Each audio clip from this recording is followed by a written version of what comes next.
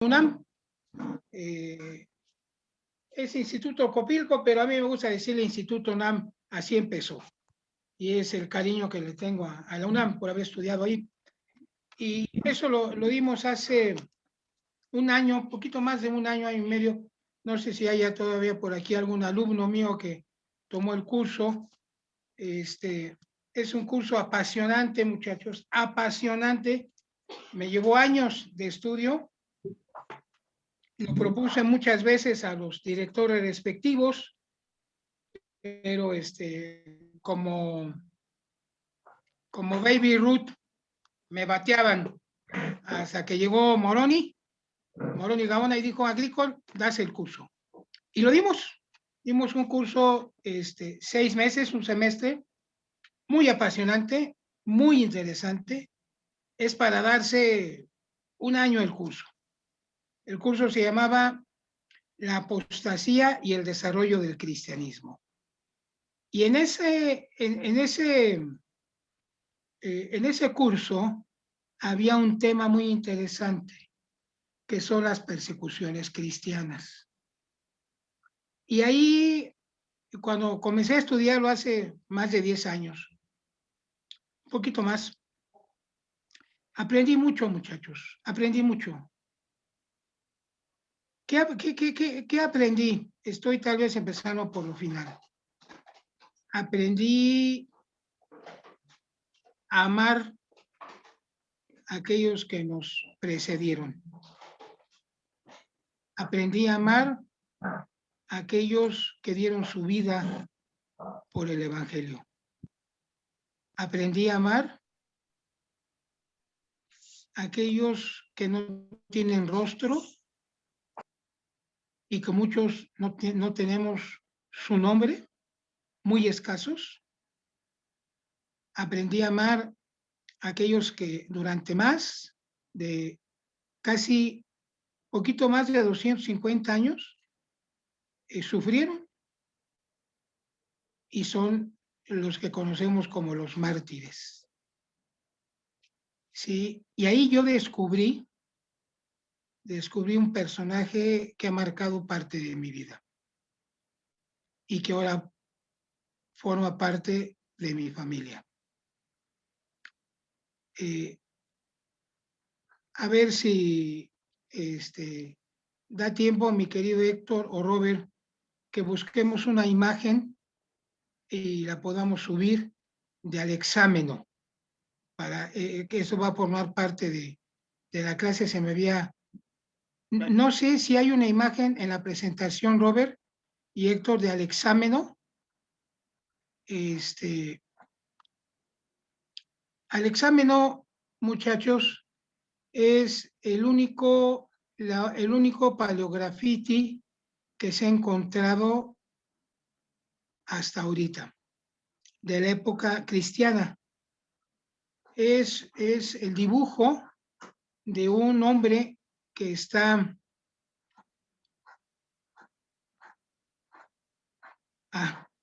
sí, Lucas, ok. Es la imagen que se encontró en el anexo del Palacio de Nerón. En el anexo, muchachos, era un cuarto de pajes de Nerón.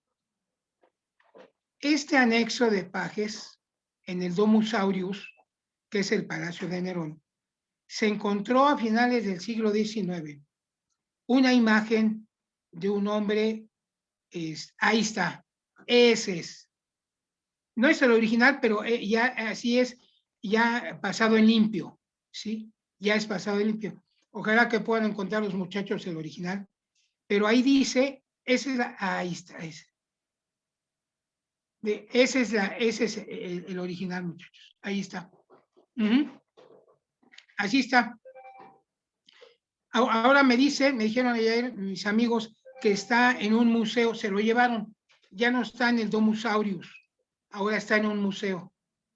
Entonces, pueden ver, ese es el original, el otro ya lo pasaron en limpio, fue una proyección que hicieron, ahí es una proyección que hicieron con rayos infrarrojos, Y ahí está exactamente, ese es el original.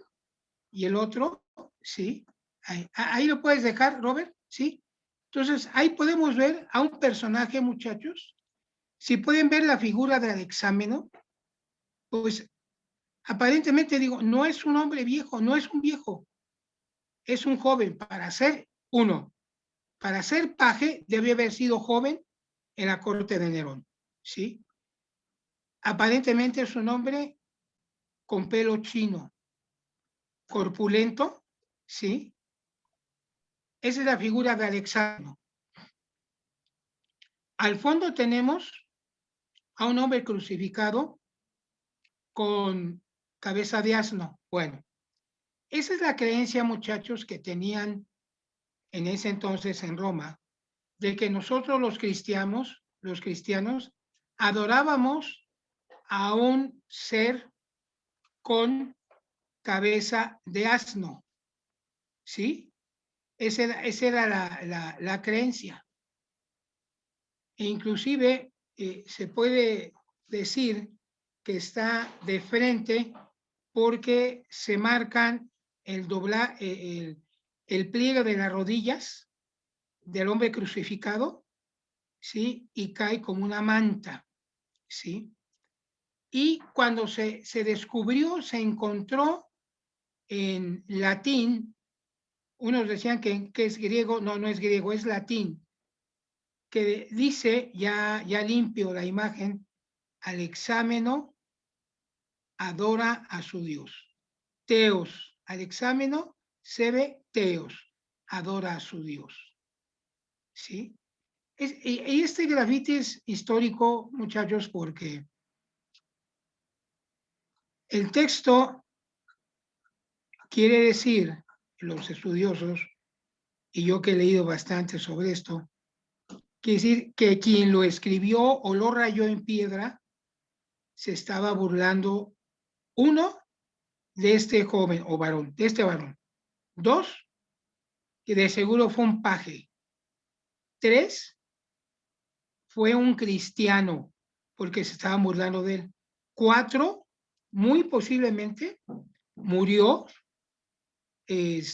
por lo que les voy a relatar, y fue un mártir cristiano que perteneció a la corte del monstruo ese llamado Nerón, que con él fue la primera persecución cristiana en el año 60 al 65 después de Cristo. Bien, después se encontró más adelante en el siguiente cuarto la contestación, ese sí no tengo yo la imagen, la contestación que los historiadores y arqueólogos suponen que fue la contestación de Alexámeno, porque dice, Alexámeno siempre fiel. Y entonces, atando cabos, se cree que efectivamente Alexámeno fue cristiano, fue paje en la corte de Nerón, fue un joven y además fue mártir. Por la contestación que él da, le contesta al que se burló de él o ¿cómo dicen hoy en la legislación? ¿Lo agarró de qué? ¿Cómo dicen? Le hizo bullying, lo bullió, históricamente lo bullió, y entonces él contestando esta burla al exámeno siempre fiel. Y a mí me marcó eso, muchachos, hace más de 10 años. Y soñé con que algún día alguno de mis hijos llevara ese nombre. Nada más tuvimos 4 hijos, 3 niñas y un varón. El varón se llama Agricol. Y pues ya no tuvimos otro varón. Pero una de mis hijas, Shumali,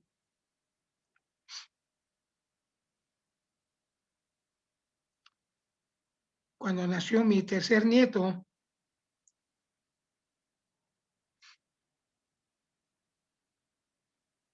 se llama Alexámeno. Alexámeno Miramontes Lozano. y soy un abuelo muy feliz.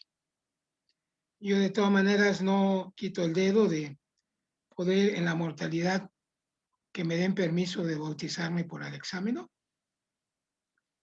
y cuando llegue el momento poder conocerlo personalmente y decirle, hermano Alexámeno, yo te admiré toda la vida en la tierra. Honro tu nombre y es un honor conocerte. Esa es la historia, mis queridos hermanos, perdón, siempre me emociona este episodio, siempre. Y bueno, pues esto es parte de, precisamente de la primera, dice Lucas, el otro día estaba viendo un video explicado del hermano Fernando Cabré sobre la utilización. Sí, así es. Fernando publica varios videos. Y este graffiti, muchachos, coincide con la primera persecución cristiana que se da con Nerón, ¿sí? Del año 60 al año 65. Muchas gracias, presidente. Muchas gracias, muchachos, por esta, ¿sí? Bien. Yo quisiera lanzar una pregunta a ustedes, mis queridos hermanos. ¿Por qué comenzó la apostasía? Eso está obviamente muy ligado con las persecuciones cristianas, que es el tema de hoy, ¿no? El subtema del subtema del subtema, porque podríamos hablar hoy nada más de la primera persecución. Una clase en cada una de las persecuciones, ¿sí? No se diga las últimas, hermanos, que fueron las más cruentas, las más despiadadas, las que produjeron mayor número de muertos, porque el cristianismo ya había crecido, ¿sí? El cristianismo avasalló a Roma, hermanos, avasalló las familias, los senadores, los patricios, los nobles, los tribunos, los pretores, los gobernadores, ¿verdad? Y no solamente a la familia real, sino también a sacerdotes. Permeó todo el cristianismo, todo lo permeó, todo, absolutamente todo. Y solamente empezaron un hombre y un puñado de 12 hombres, ¿sí? Como la mano del Señor se posó sobre estos hombres y comenzó a crecer el cristianismo. Entonces, yo les pregunto, hermanos, ¿cómo es que se da, primero el crecimiento del cristianismo? A ver si algunos pueden comentarnos, compartir, cómo es que el cristianismo comenzó a crecer tan pronto y tan rápido. Número dos, cómo es que el cristianismo comenzó a contaminarse y a caer en apostasía. A ver, nos escuchamos todos. Adelante.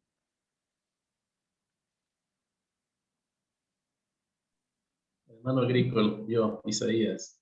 Adelante, Isaya.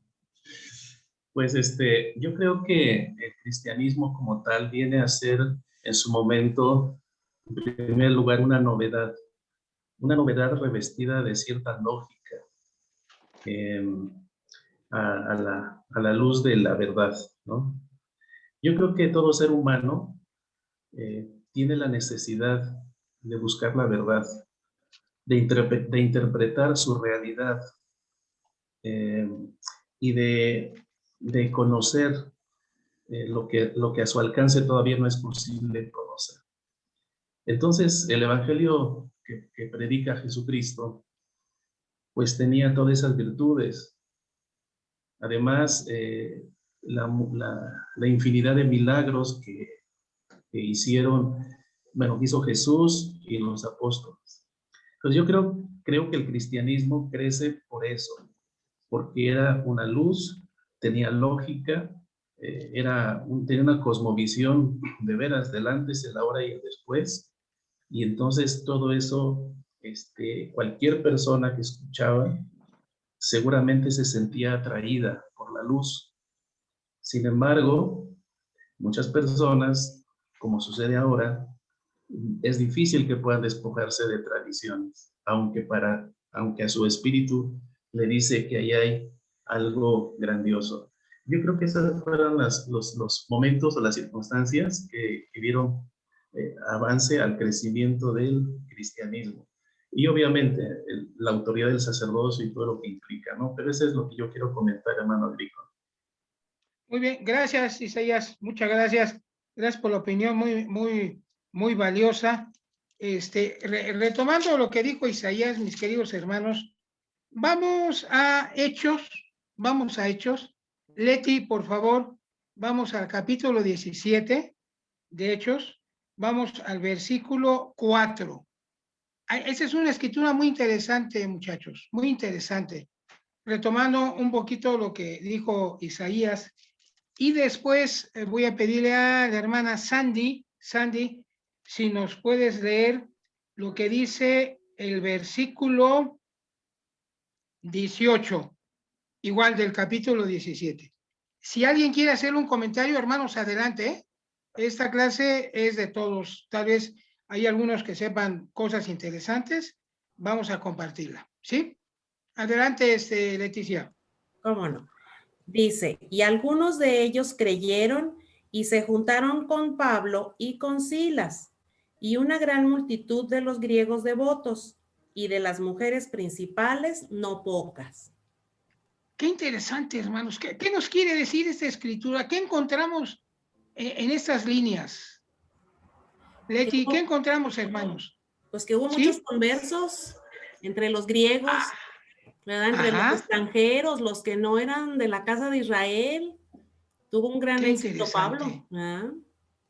Y al final, ¿qué nos dice? El final nos dice algo muy interesante. ¿Qué nos dice, muchachos?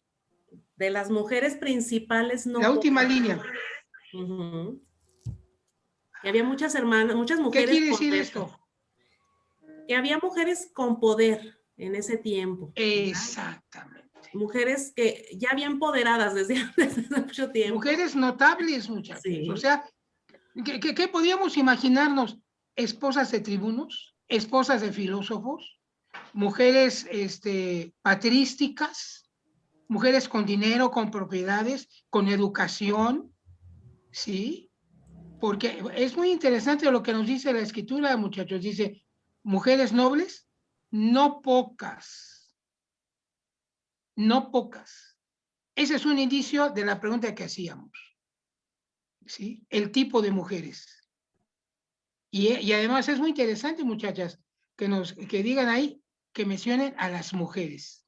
Mujeres importantes o nobles, depende de la versión de la Biblia que tenemos.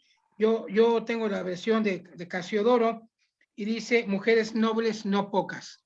La que leyó Leti dice otra cosa.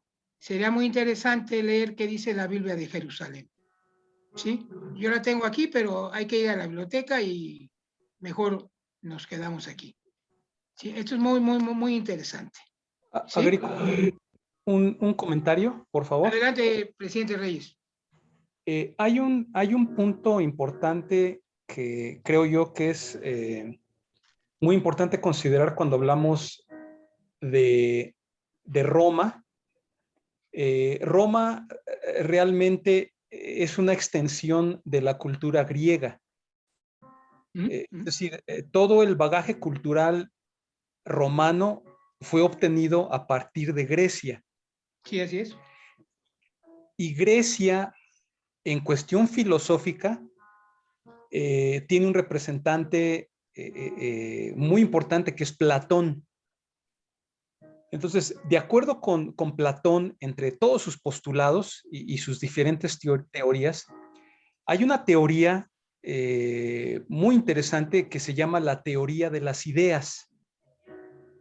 Y esta teoría de las ideas, el principio filosófico es que hay dos mundos.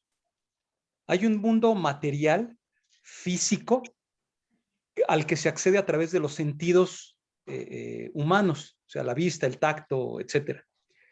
Pero Platón dice, como parte de sus postulados de la teoría de las ideas, que hay otro mundo que es inteligible, que es independiente del mundo físico, al que no se accede por los sentidos físicos.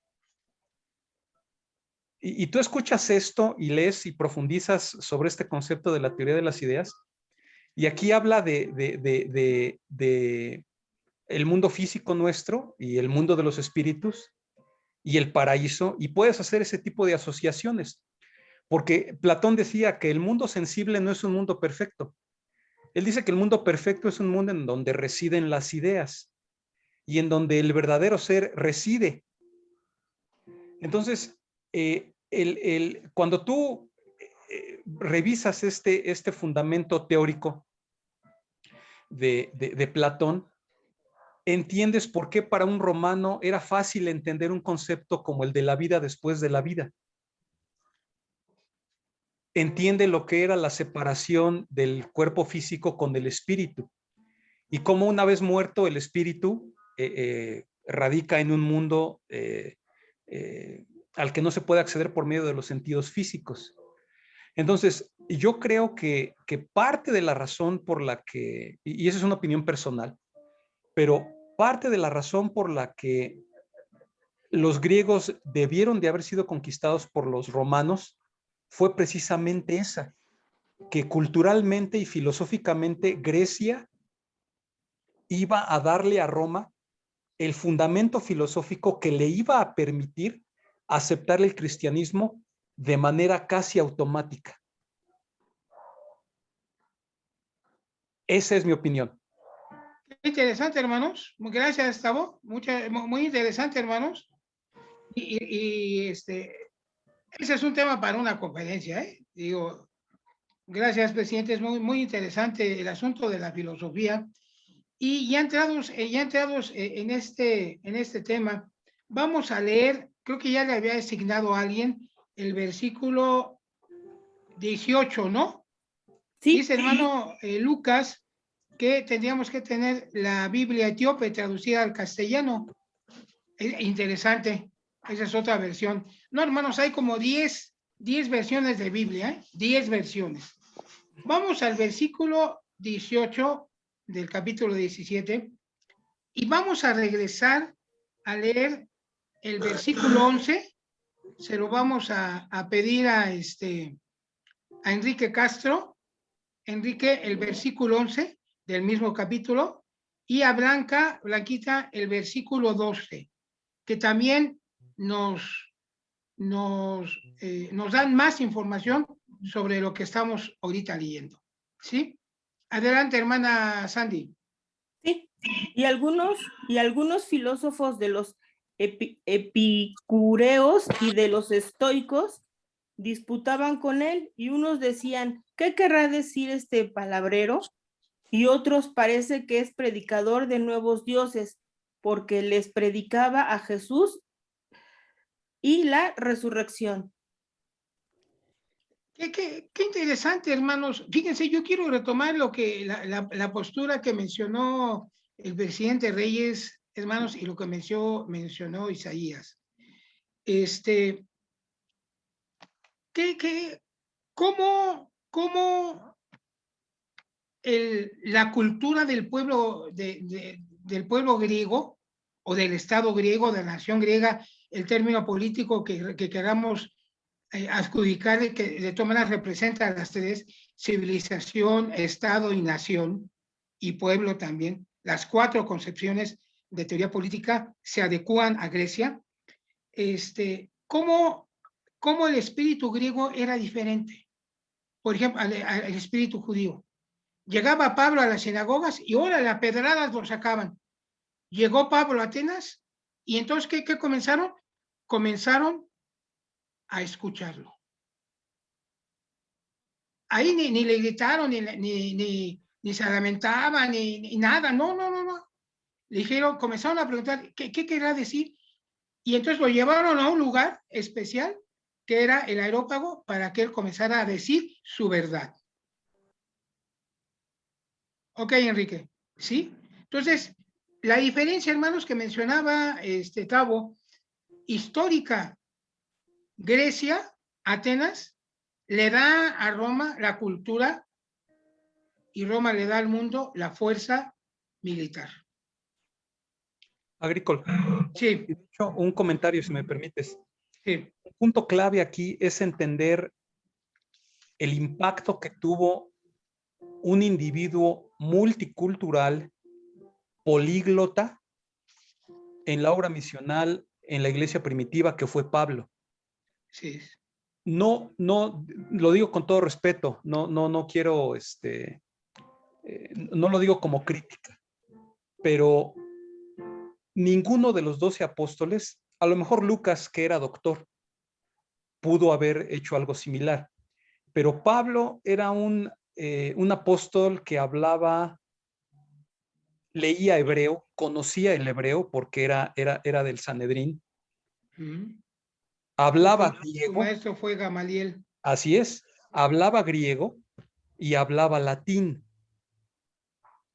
Entonces, Pablo tenía la capacidad de adaptar el contenido del evangelio a la cultura griega o a la cultura romana, dependiendo de dónde estuviera predicando. Un ejemplo de esto es cuando habla del Dios desconocido. Los romanos, heredado de los griegos, tenían entre sus deidades, entre sus múltiples deidades, una que era el Dios desconocido. Y tiene lógica, porque decían, bueno, nosotros tenemos dioses para el sol, para la guerra, para etcétera, pero a lo mejor se nos olvidó alguno y no queremos ofender a ese Dios desconocido. Entonces tenían un monumento y una deidad que así se le llamaba, el Dios desconocido. Y Pablo, cuando fue a predicar a Roma y a Grecia, lo que les dijo fue, ese Dios desconocido que ustedes contemplan, ese es Jesucristo. ¿Quién podía hacer una asociación cultural de ese tipo? Solamente alguien muy versado en la filosofía griega, que a su vez estuviera perfectamente versado y conociera la doctrina del Evangelio. Y yo me voy más allá.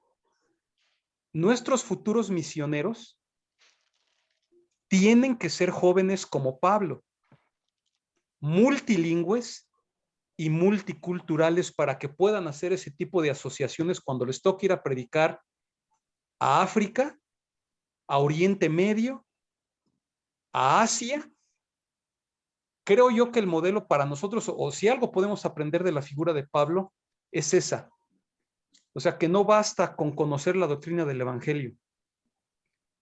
Necesitamos cultura, necesitamos idiomas, necesitamos filosofía, y un misionero que pueda establecer vínculos culturales para el Evangelio restaurado con la cultura a la que va a predicar, va a ser un misionero mucho más exitoso. Igual, es otra opinión nada más. Gracias, presidente. Gracias, muy valiosa. Gracias. Yo le pediría, a ver, Bian, ¿puedes leer el versículo 21, por favor? El versículo 21. Sí. Porque todos los atenienses y los extranjeros residentes allí de ninguna otra cosa se ocupaban sino en decir o en oír algo nuevo. El espíritu de poder entender algo diferente, ¿sí? Ok, vamos a los versículos anteriores, 11 y 12. Creo que ya los había asignado, ¿no? El 11, ¿a quién? A ver, ahora sí, Bian R. Aspinwall, por favor. El versículo 11.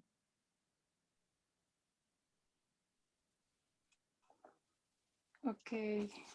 Dice, y estos eran más nobles que los que estaban en Tesalónica, pues recibieron la palabra con toda solicitud, escudriñando cada día las escrituras para ver si estas cosas eran así. Fíjense, hermanos, qué interesante, ¿eh? Aquí hay una comparación de pueblo, pero aquí lo que nos dice es cómo recibieron la escritura. Pero además de recibir la escritura, la escudriñaban para ver si esas cosas eran así. el interés por conocer, la diferencia de pueblos, ¿no? Qué interesante. Gracias, Bian. Versículo 12. ¿A quién se lo encargué? ¿Quién lo va a leer? Ya sé, como mis alumnos que no se acuerdan de los versículos que doy. A ver, quien sea, abra su micrófono.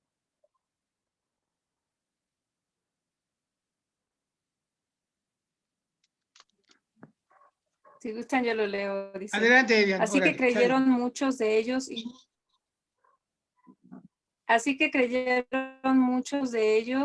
y mujeres griegas de distinción y no pocos hombres. Fíjense, hermanos, qué interesante, ¿eh? A ver, otra vez, Bian, por favor.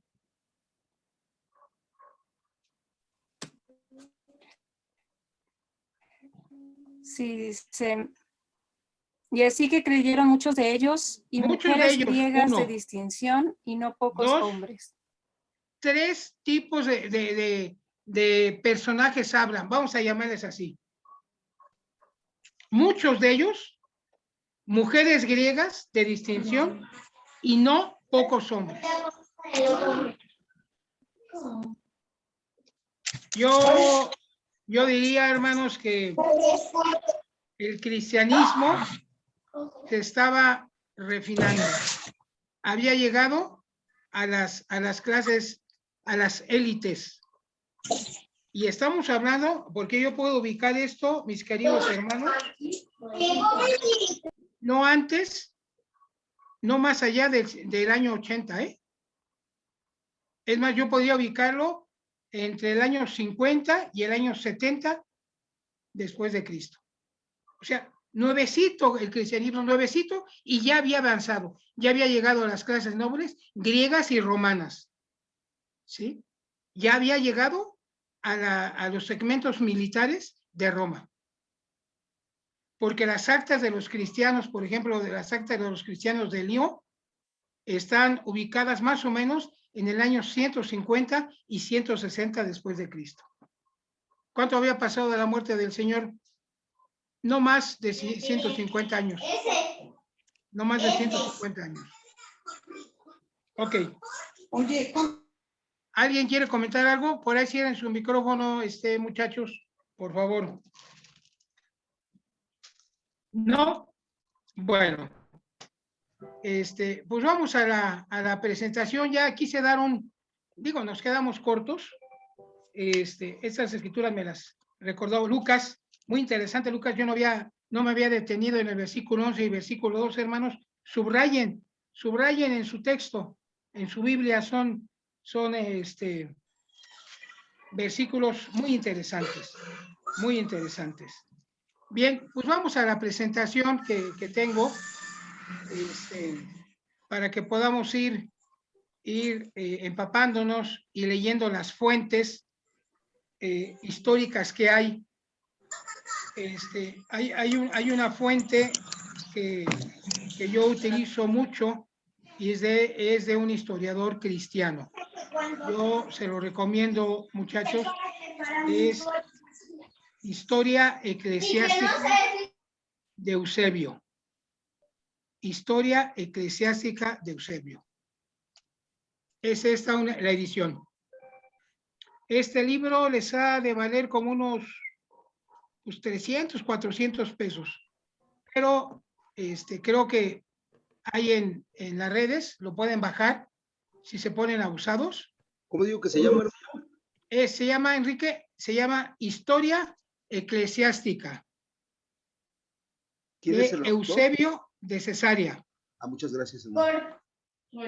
La edición que yo les recomiendo es... A ver, alguien se le está metiendo a los niños. Por favor, muchachos. Sí, Historia Eclesiástica de Eusebio de Cesarea. Así es, Lucas. Jaime, ¿lo alcanzas a ver? El editorial es Biblioteca de Autores Cristianos. Esa es la editorial. Editorial Biblioteca de Autores Cristianos. ¿Sí? Ese es mi libro de texto. Menciona a nuestra iglesia, el libro, a la iglesia cristiana, Lucas. La iglesia cristiana. Nosotros somos cristianos. Somos cristianos hasta antes del Concilio de Nicea en el año 330, que es cuando se forma la Iglesia Católica, Apostólica y Romana. Antes de eso, somos cristianos. Por eso yo digo, nosotros como mártires, mis mártires, nuestra iglesia, ¿sí? Así como son los pioneros de 1820, 30, 40, 50, y los pioneros de México de 1910, 1915, esos son nuestros pioneros de inicio de siglo. Sí, son los que dieron la vida por nosotros y por la iglesia. Los mártires. Afortunadamente, digo afortunadamente para nosotros y para la historia, están las actas, muchachos. Hay muchas actas. Las actas de Lyon, Francia, actas de mártires. Y ahí, ahí aparece mi nombre. Yo aparezco ahí como agrícola, un tribuno en una de las actas de los mártires. Vamos a la presentación, mi querido presidente. Denme nada más unos minutos, muchachos. Denme nada más unos 5 minutitos. Párense, despabilense, váyanse por un refresquito. No se vayan por unos tacos, no tardo.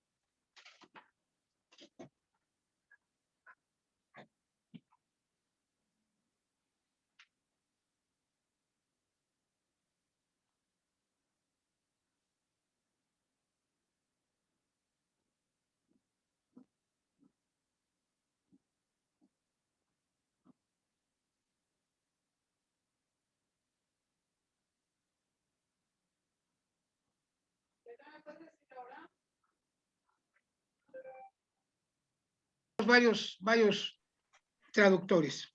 Ok, vamos a la presentación, mi querido presidente Roberto, Héctor. Les agradezco el apoyo a ambos y vamos con esta presentación. Me llevó un montón de meses, hermanos, esto que les voy a compartir. Lo pasé yo, esta presentación se la compartí un día al presidente Moroni hace como 2 años y algo le pasó a mi disco duro y alcancé a rescatarla porque se había perdido. La compartí a mis alumnos del curso, la pude recuperar, en fin, muchas cosas. Ah, mira, está el año 2019. Ok. Vamos con la primera diapositiva, presidente, si eres tan amable. La cámara, si no tienen de casualidad. Ahí está. Ok. Estas son las fuentes canónicas de... Sin querer que yo vaya a limpar o algo, no sé. ¿Cuarto hacia el tuyo? Yo no lo encuentro. El micrófono, hermanos. Aquí tienes... Hermano Jaime Contreras, creo que se le está metiendo ahí el ruido. Nada más ahí con cuidado, Jaime. Es que no me permitía desactivarlo, pero ya. ¿Ya? Ok, sale pues. Ahí te encargamos, mi querido Jimmy. Ok, vamos a las fuentes, hermanos. Esas son las fuentes que yo consulté para mi curso y que yo les comparto a ustedes. Sí, obviamente los evangelios, Hechos de los Apóstoles y las epístolas son riquísimas, hermanos, ricas en información. Los manuales de instituto, por supuesto, el Antiguo, el Nuevo y el Libro de Mormón.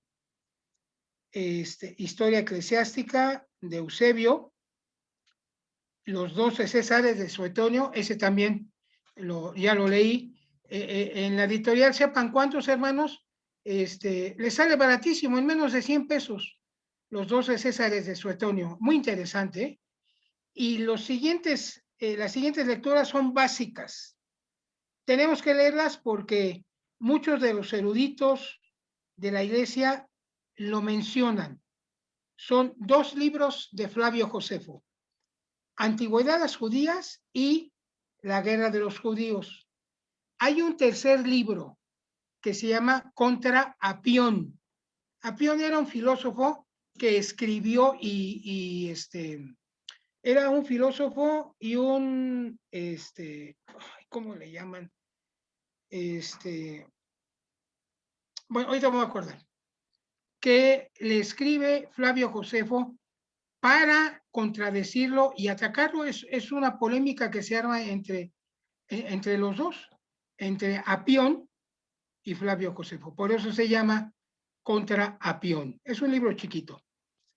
Y el que sigue es otro texto que tengo, que es de Biblioteca de Autores Cristianos, la misma editorial donde está Historia Eclesiástica. Que se llama Historia de la Iglesia Católica, 1 y 2. Son 2 tomos. Estos libros son caros, hermanos. Yo creo que han de estar ahorita sobre $1,000 cada uno. Pero vale la pena, ¿eh? Vale la pena que los compremos. Y este libro que sigue, que es de Donald W. Parry, un erudito de FAMS, era antes FAMS, hoy es Instituto Maxwell, que es a donde pertenece el hermano Brand Gardner y el hermano Kirk McGlivy, que son estudiosos e investigadores de ahí. El presidente Reyes ha estado subiendo ligas, hermanos, para que lo tomemos ahí en el chat. Se llama The LDS Perspective on the Dead Sea Scrolls, la perspectiva Santos Últimos Días sobre los rollos del Mar Muerto. Interesantísimo, hermanos, interesantísimo. Aquí les quiero dar un dato. Ustedes saben, bueno, no saben, tal vez algunos, que la mayor autoridad, por lo menos hace 10 años, en traducción de los rollos del Mar Muerto, no era el maestro Adolfo Reutmer, ¿sí? Que es el curador de los rollos en el Santuario del Libro en Jerusalén. Era un argentino, el doctor, uy, qué barbaridad.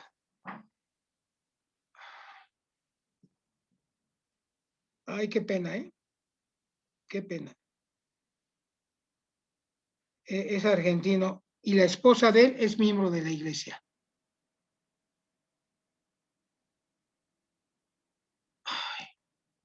Ay, qué pena, hermanos, de veras, ¿eh?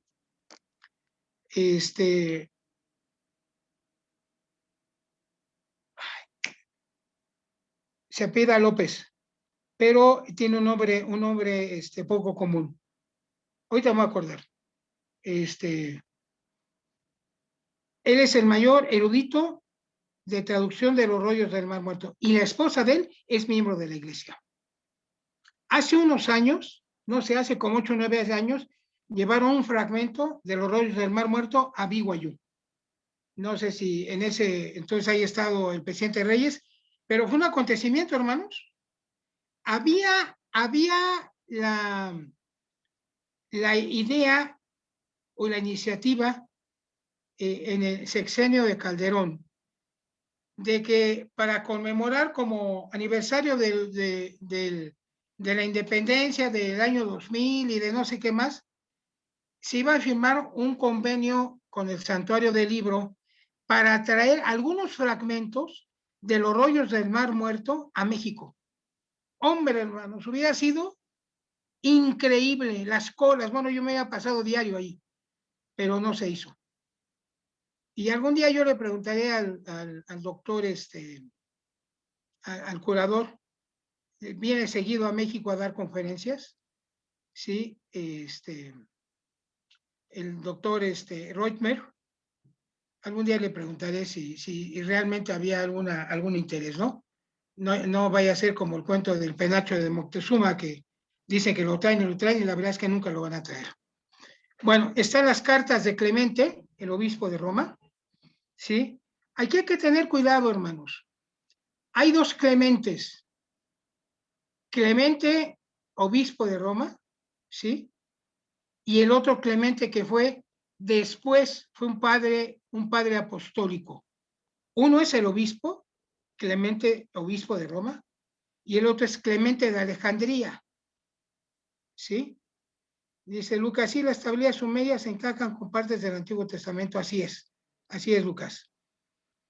Y viene, yo ya las leí, hermanos, las cartas de Clemente. Déjenme decirles una cosa, mis queridos alumnos.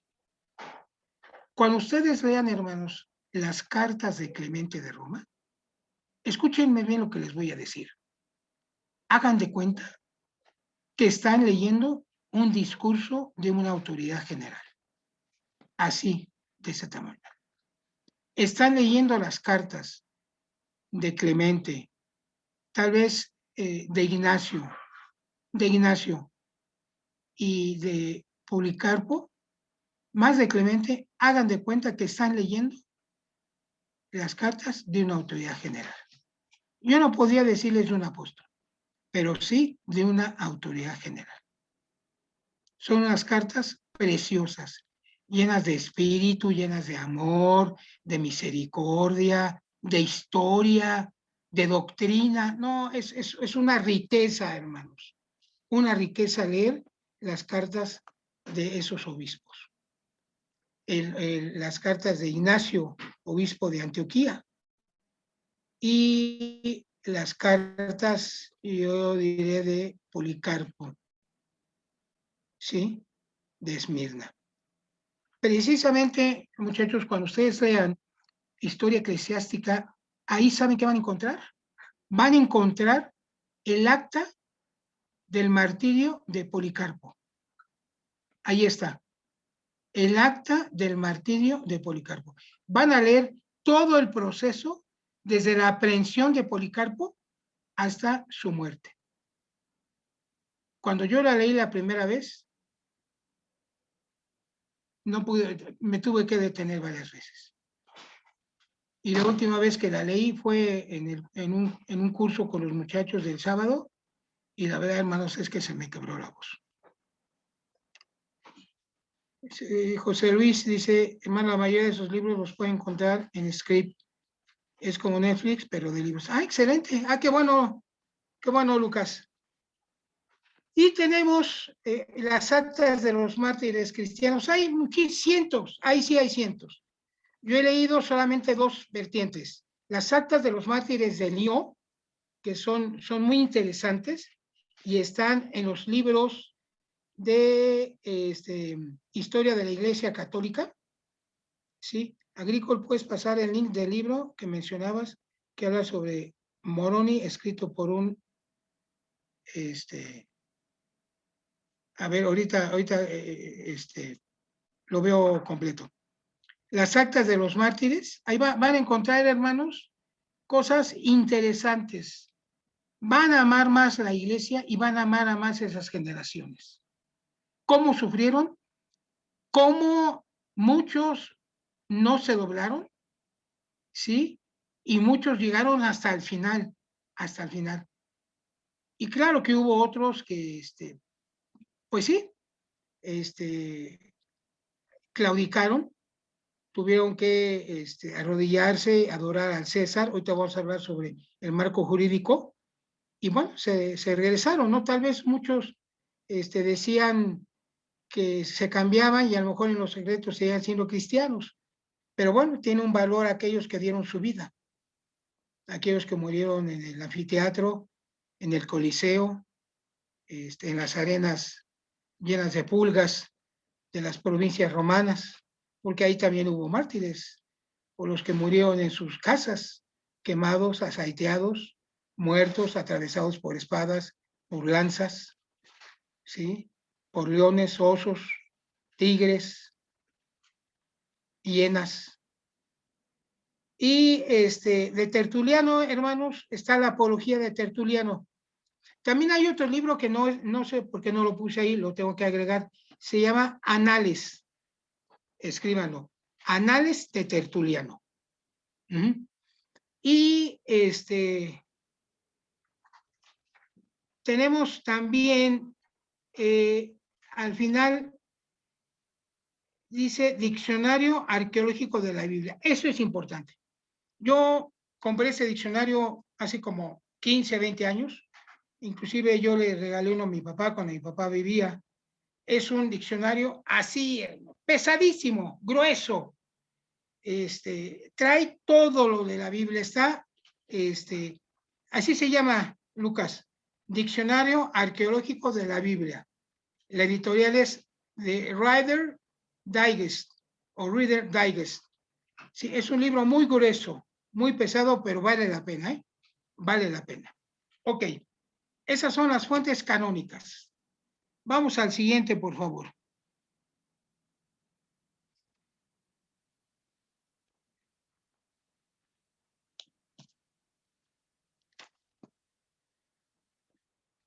Bueno, ahí están las escrituras.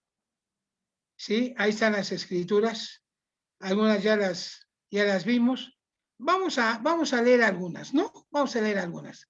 A ver, Jaime Contreras, vamos a leer Tito 1:5. ¿Sí? Por favor. Vamos a pedirle a Robert si nos puedes leer la segunda de Timoteo 4, de 3 al 5. ¿Sí? Vamos a leer también el presidente Reyes acaba de cronología de los padres cristianos apostólicos. Ahorita les voy a dar una explicación de los padres apostólicos. ¿Me acuerdas, por favor, Tabo? Vamos a pedirle a Blanquita. Blanca, por favor, si leemos Tito 2:12. Titos 2:12.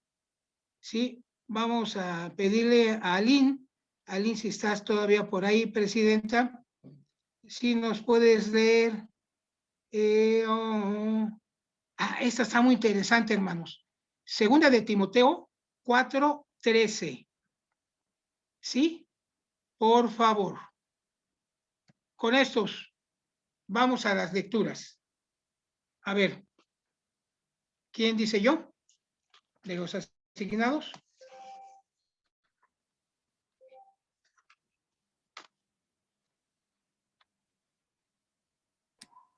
Bueno, yo fui la segunda asignación, pero no sé quién fue la primera. ¿Mencionas tu escritura, Robert, por favor? Ok. Es segunda de Timoteo 4, del 3 al 5. Adelante.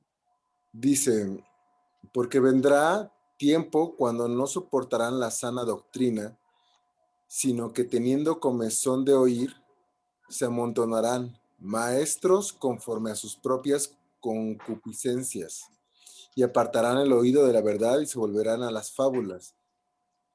Pero tú sé prudente en todo, soporta las aflicciones, haz obra de evangelista, cumple tu ministerio. ¿Qué nos puedes comentar, presidente, de esta escritura? Bueno, pues tal cual lo que puede captar, entender, es que habría personas, maestros que iban a guiarse, ¿no? Por su, no sé, propio intelecto, dice propias concupiscencias, y dice que no sabrán, no entenderán, ¿no? Como no aceptarán la sana doctrina, ¿no? Entonces, pero le da la recomendación de que tú sé prudente, ¿no? Que sea firme, ¿no? En sus convicciones. Quiero pensar que es así. Gracias, Robert. Nada más piden que a favor de apertura de los micrófonos. Sí, ahorita ya los abren para que puedan leer. Nada más quisiera retomar lo que puso el presidente Reyes, muchachos, sobre los padres apostólicos. El surgimiento de los padres apostólicos se da por la ausencia de apóstoles. O sea, mueren el quórum de los 12, algunos llegan a sustituir al primer quórum, o sea, al quórum histórico de Chicos, pero no todos. y se crean vacantes. Se van creando las vacantes hasta que se comienza a difuminar el quórum de los 12. Ya no hay quórum. ¿Quiénes quedan? Bueno, quedan los obispos y quedan esos nuevos hombres, personajes, sí, que es aprendida, que, nada más cierra lo que, se les llama padres apostólicos en sustitución de los apóstoles. Ya no era el oficio como tal, ahora eran padres apostólicos.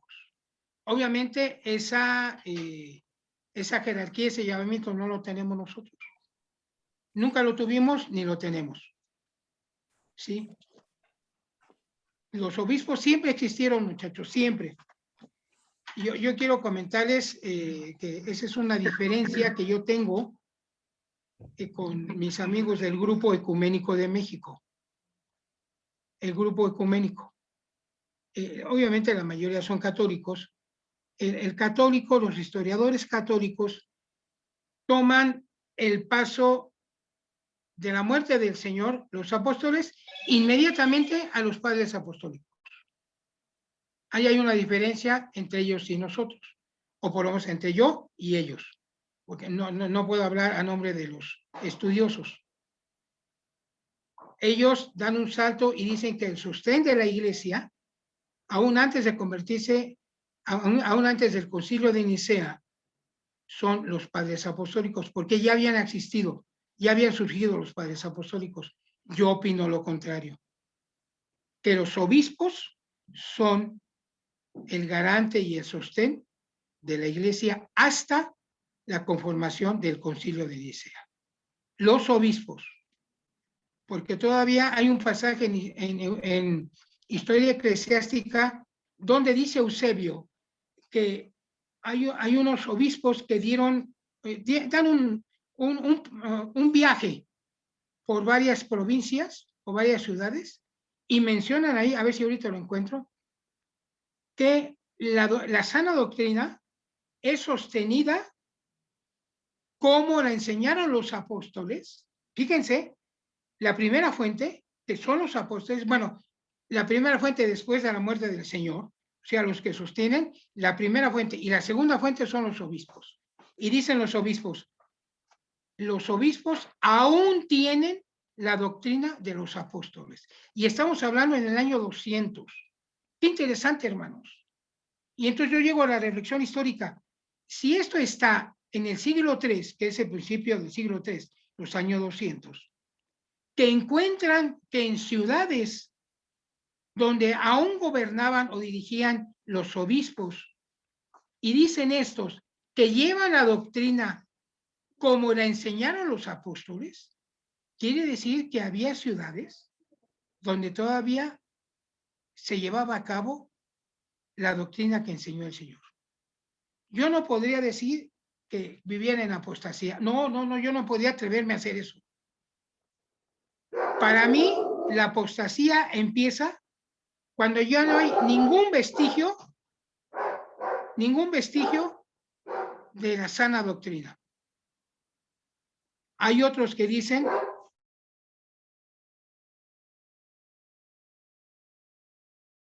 no hay el primer vestigio de una doctrina que no es sana.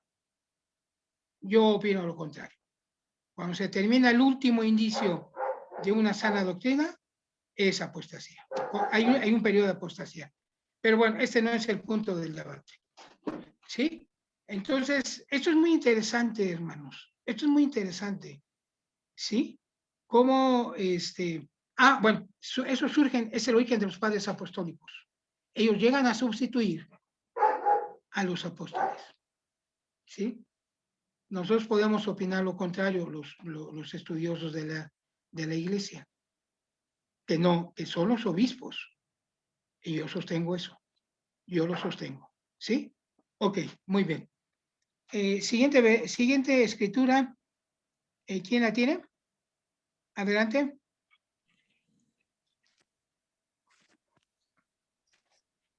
¿Quién va a leer? Yo tengo Tito 2:12. Adelante. enseñándonos que rechazando la impiedad y los deseos mundanos, vivamos en este mundo sobria, justa y piadosamente. Fíjense, ¿y qué mundo?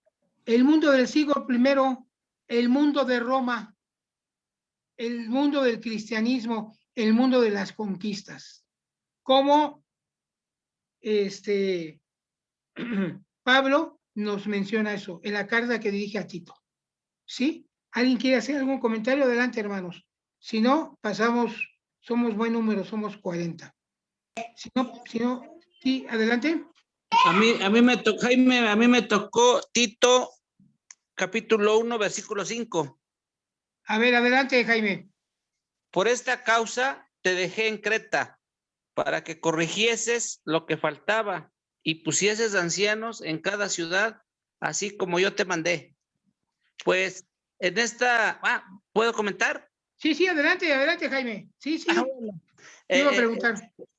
Esta carta que le mandó pequeña a Tito, se la mandó desde Nicópolis a Creta, a Tito.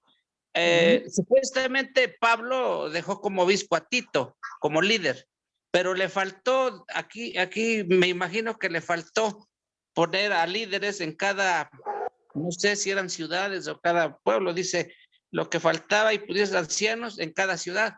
Entonces le pedí a Tito que dejara bien organizado para que pudieran divulgar bien el evangelio. Entonces confía mucho Pablo en Tito para este trabajo. Así es. Lo que menciona Jaime, muchachos, es muy interesante. Estamos hablando de historia de hace 2000 años, de muchas fuentes que se perdieron, muchas que fueron orales, muchas que las quemaron, se destruyeron. Ahorita vamos a leer algo sobre eso.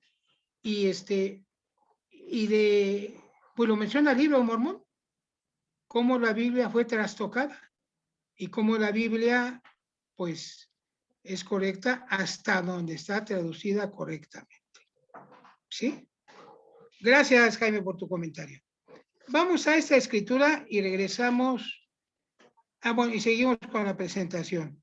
Segunda de Timoteo 4:13. Esta está muy interesante, muy interesante. ¿Quién la quiere leer? ¿A quién le toca?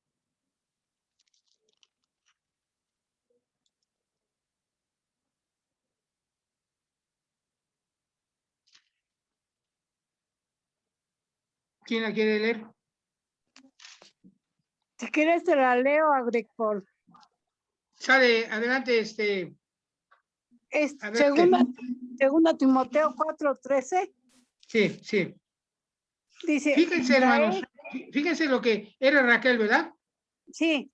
Ok, fíjense, hermanos, lo que va a leer Raquel. ¿Cuánta luz? Yo nunca me había detenido en esa escritura hasta hace un año.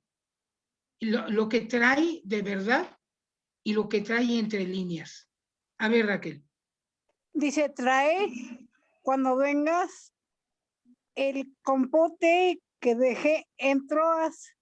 El capote. El capote que dejé en Troas en casa de Carpo. Ok, hasta ahí. Espérame, hasta ahí. O sea, Pablo le está diciendo a Timoteo que cuando lo vaya a ver, le lleve primero el capote que dejó en Troas. Qué interesante, ¿eh? ¿Qué valor habrá tenido ese capote? ¿Sí? Que se lo pide a Timoteo que se lo lleve y que dejó en Troas, en una ciudad. ¿Sí? Y luego dice, síguele, Raquel, por favor. Y los libros mayormente. Y los libros, uno. Y los mayormente libros. Los pergaminos. Y mayormente los pergaminos. Está hablando, muchachos, de dos fuentes. Uno, libros, dice libros. Dos, dice los pergaminos. Pero antes de los pergaminos, utiliza una palabra que es mayormente los pergaminos. Aquí podría tener dos acepciones. ¿Qué es más importante, los pergaminos, o en volumen los pergaminos? Entonces, ¿qué está pidiendo Pablo, muchachos? Está pidiendo escritos, información que tenía, libros, o sea, no un libro, no está pidiendo 10 hojas, no está pidiendo 15, está pidiendo libros, no un libro, libros. O sea, no está pidiendo sus epístolas nada más, está pidiendo, porque las epístolas las estaba escribiendo, libros que ya tenía anteriormente y que había información. No sabemos si eran escritos de él o otros escritos, pero él pidió libros. Puede ser que sean libros judíos que él utilizaba para estudiar, o puede ser que eran sus fuentes o su diario. Libros. Y después dice, mayormente, los pergaminos. ¿Qué era el capote agrícola? Algo con que se tapaba algo, me imagino con que se tapaba algo muy personal de Pablo. No sé si alguien tenga alguna opinión diferente, ¿no? Por supuesto que se acepta, ¿sí? Entonces, pero nos quedamos con este versículo, muchachos.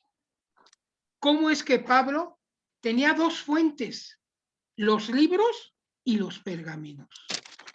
Y la gran pregunta es, ¿qué había en los pergaminos? Porque no era un pergamino, ni eran dos, eran muchos. Y eran tan importantes que Pablo los pedía. Era tan importante su capote como los pergaminos, o yo diría los pergaminos como el capote, pero bueno, ahí está en 3 líneas en un versículo. Y entonces esto nos lleva a Primera de Nefi, capítulo 13 y 14. Las cosas claras y preciosas que había en el libro del Cordero de Dios. Porque bueno, a lo mejor pueden decir ustedes, esto no llegó al canon de la Biblia, puede ser, pero a lo mejor sí, a lo mejor eran copias, ¿no? No sabemos, no sabemos. Sí, es muy, muy interesante, hermanos. Bueno, pues ahí están fuentes que tienen ustedes para ponerse a estudiar estas vacaciones. Bueno, dicen que va a haber vacaciones. Nosotros no tenemos vacaciones, ¿verdad? ¿O sí se van de vacaciones? Bueno, seguimos a la siguiente diapositiva, por favor, mis queridos asesores tecnológicos, maestros de la pantalla. Bueno, ahí está otras escrituras. Primera de Pedro, que vosotros no corráis con ellos. Bueno, ya leyó Jaime, Tito 1.5 corrige lo deficiente. Establecer ancianos en cada ciudad, es decir, autoridades, ramas, presidencias de rama, presidentes de distrito, obispos, presidentes de estaca, presidentes de misión, ¿sí? Establecer ancianos, élderes, ¿sí? Autoridades en cada ciudad. Tiene segunda de Pedro 2.1.3, falsos profetas entre el pueblo, y muchos siguieron sus disoluciones, muchos se fueron. Y en Judas 4, a ver, vamos a leer Judas 4, es una escritura que casi no se lee, es una carta, ¿verdad? Así yo creo que se le puede llamar una carta. Vamos a ver qué dice Judas. Judas es una epístola universal. ¿Quién la quiere leer? Mari Carmen, ¿quieres leerla? Por favor, Mari Carmen.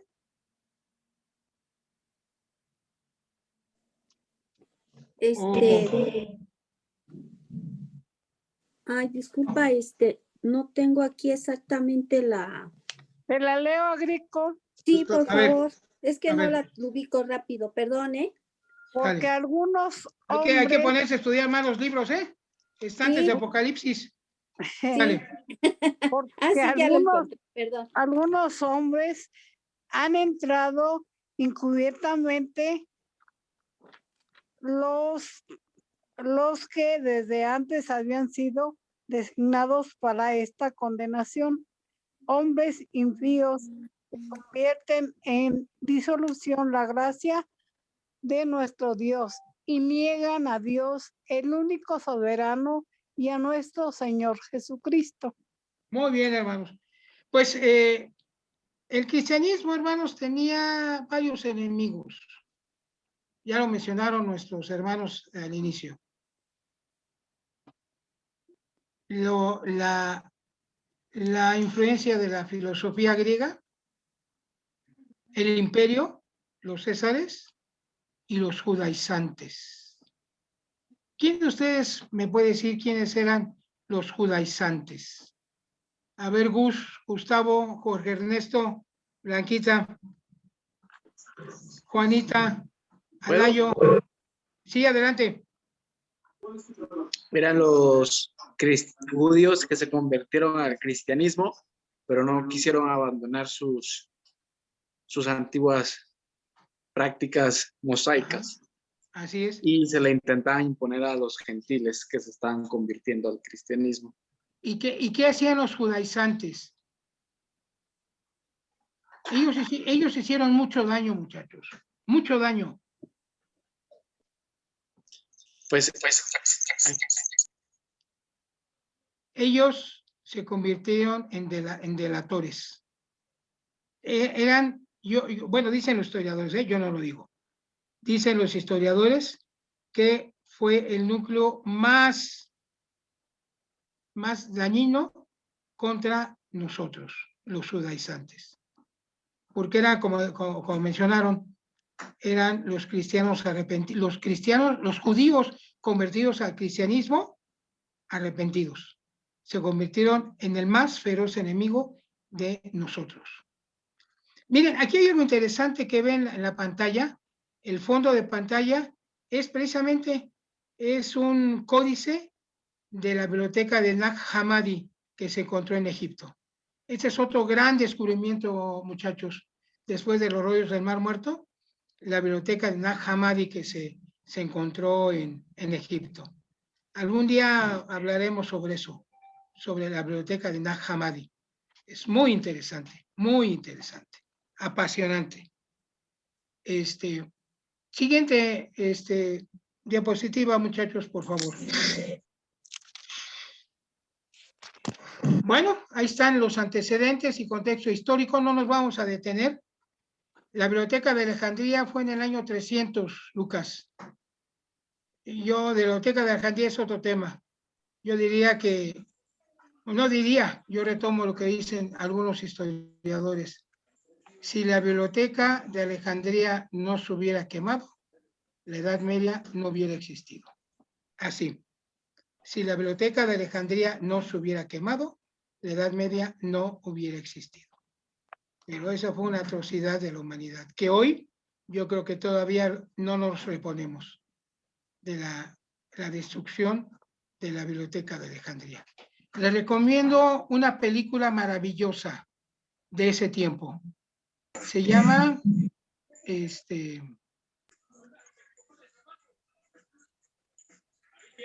de este cineasta español. Es de un cineasta español, Amenábar. Se llama la película Ágora. Véanla. Está situada en Alejandría con el obispo Cirilo. Es el quiebre histórico cuando el cristianismo se convierte en una religión perseguida, en una religión persecutoria. Y es la vida de la astrónoma Apatía. Así es, Lucas. Es la historia de Hepatía, la astrónoma Hepatía, su vida y su muerte. Pero el contexto es maravilloso, es maravilloso. Está muy dura en las escenas, en la fuerza de los hechos. Así es. Ahí que puedes pasar el link del libro que mencionabas, que hablan sobre, ya me quitaron, ya no sé qué me pusiste, Lucas. Ahorita les vuelvo a mencionar, no sé qué libro es. Ok, aquí están el contexto y los antecedentes. La visión del reino, la conquista de Judá por Babilonia, Judá en el exilio, eso lo sabemos, Judá en la corte de Nabucodonosor. Eso lo puse yo nada más como antecedentes, ¿sí? Seguimos, por favor. Bueno, periodo intertestamentario. Ese es un periodo apasionante, muchachos. Sé algo, no soy un erudito, sé que sucedió. Ese es un periodo, muchachos, que tenemos que leer. Hipatía, así es, Enríquez Hipatía, una astrónoma, que todavía fue el fundamento para Galileo, para Copérnico, y ella hizo grandes descubiertos. Hipatía, una mujer maravillosa. Este es un periodo muy interesante, muchachos, muy interesante, porque aquí ya llego a una conclusión personal, si es un análisis personal mío, que es un periodo de apostasía. Y es muy interesante porque tal vez aquí los estudiosos hermanos tal vez podían no estar muy de acuerdo, pero yo creo o tengo la idea, las pruebas por lo menos, que en la mayor parte de las dispensaciones son precedidas por periodos de apostasía.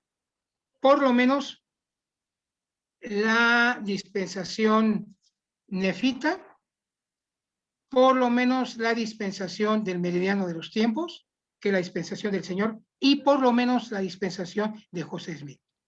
Hay periodos de apostasía. Con José Smith es un periodo de 1700 años o 1600 y tantos años de apostasía, y con el Señor yo creo que son 300 años, 350. Porque en ese periodo de apostasía, muchachos, es el periodo a partir de que regresan del exilio de Persia, Judá, ¿sí? Y ya no hay profetas, ya no hay sacerdocio y no hay templo. Hay tres cosas. Sin embargo, surgen dos cosas importantes: el Sanedrín y la sinagoga. Eso surge en el periodo intertestamentario. Y también se da la revuelta de los macabeos. En la versión de la Biblia de Jerusalén están los libros de Macabeo, Macabeos 1 y Macabeo 2. Es el movimiento, ¿verdad?, de independencia o de protesta que llevan a cabo los macabeos, Judas Macabeo, por la muerte de un sacerdote en las puertas del templo. ¿Sí? Porque, ¿cómo se llama la película? Ágora, así es, Javier, se llama Ágora. El director es Amenábar, se apellida Amenábar.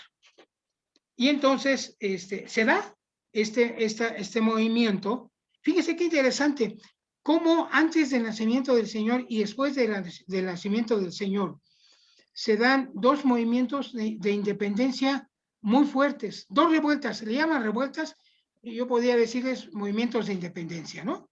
Había que analizarlos políticamente e históricamente, no tengo yo las herramientas. Uno es el movimiento de los macabeos y el otro es la revuelta de Bar Kokhba. De Bar Kokhba, ¿sí? Que pues da como resultado la toma de Jerusalén en el año 70 por la dinastía de los Flavios. Alejandro Amenábar, así es. Gracias, Enrique. Ese es el nombre del cineasta, muchachos, y de su película Ágora, ¿sí?, de Alejandro Amenábar. Y hay otra película, yo soy muy afecto al cine y al cine histórico. Y también, ¿saben qué? Debo de confesarlo, no me importa que digan, al cine de la Guerra de las Galaxias. Esto de esta última parte de Mandalorian, a mí me encanta Yoda chiquito, me encanta, pero bueno, ni modo, así es. Ok, entonces estamos en esto. Se le llaman los periodos, el periodo intertestamentario, el periodo griego, el periodo seleuco y el periodo judío, y el periodo romano, ¿sí?, que es la antesala de todo lo que viene. Siguiente, por favor, mi querido Robert o Héctor, no sé quién esté. hermano Agrico, por 2, hermano. Muy bien. Gracias, Javier. Periodo intertestamentario 2. Hay que analizar, muchachos, el contexto político, el contexto religioso y el contexto social. Este trabajo, muchachos, me llevó, no sé, estudiarlo, metodolizarlo, hacer la presentación, pues yo creo que unos 5 o 7 años, ¿eh? Fueron muchas lecturas. El contexto político, Seleucidas. Vienen de Seleuco, muchachos. Seleuco fue uno de los últimos generales de Alejandro. Cuando Alejandro muere, su gran imperio se divide en tres generales. Seleuco, Antíoco y Ptolomeo son los principales. Se dividieron el poder, se dividieron las provincias. Fíjense, de un imperio que un joven gobernó, se fraccionó y se dividió en tres. Ptolomeo, Seleuco y Antíoco, Seleuco y Ptolomeo. ¿Sí? ¿Es Antíoco o Antípater? ¿Qué pasó, Tabo? Adelante. Un poco rápido respecto de Alejandro Magno. Sí, sí, sí. Es un episodio que es debatido por algunos historiadores, pero otros lo dan como válido. Antes de entrar a Egipto para consultar el oráculo de Siwa, Alejandro Magno pasó por Jerusalén. Y con la intención de sitiarla y conquistarla y establecer ahí un gobierno griego bajo uno de sus generales. Fíjate, no lo sabía. Cuando entra a Jerusalén, de hecho no entra, sino afuera de la muralla de Jerusalén, es recibido por varios sumos sacerdotes del templo. Y al entrevistarse con ellos, el sacerdote principal del templo le platica sobre el sueño de Nabucodonosor, de la imagen que simbolizaba la sucesión de los imperios por los que pasaría, históricos, ¿no? Y este sumo sacerdote, de manera muy osada, no sé si era su testimonio o fue revelación, pero él le dice: sabemos que los griegos van a ser el tercer imperio, de acuerdo con el sueño de Nabucodonosor. Y el rey de ese imperio eres tú, Alejandro. El sacerdote del templo le profetizó que él sería el que derrotaría al imperio persa y que establecería el dominio griego en el mundo conocido de aquella época, incluido Egipto, hasta la India. Y como consecuencia de este encuentro con el sumo sacerdote judío, Alejandro Magno perdonó Jerusalén y le dio su independencia. Interesante. Yo no conocía ese episodio, ¿eh? ¿Qué fuente es, Tabo? ¿Nos los puedes compartir? Déjame. ¿O lo metes en la liga, en el chat? Sí, meto ahorita una liga, otra vez está en inglés, pero se las comparto para que lo revisen. ¿Sale? Sale.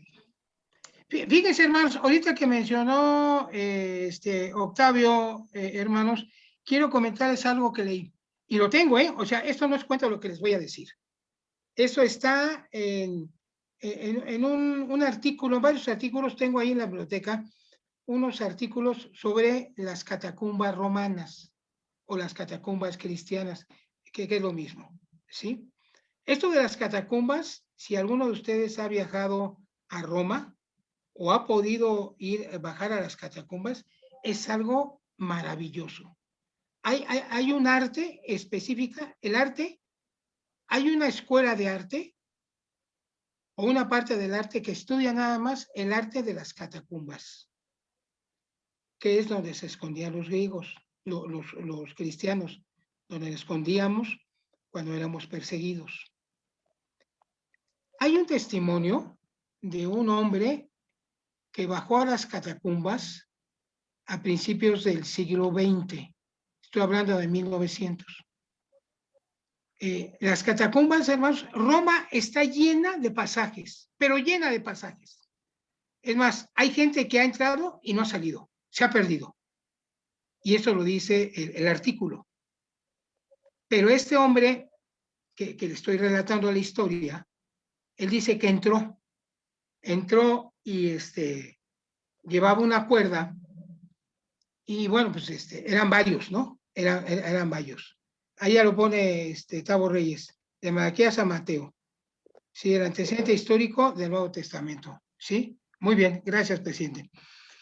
Y entonces dice él, dice este personaje, era un arqueólogo, o sea, no era un improvisado ni un turista, no.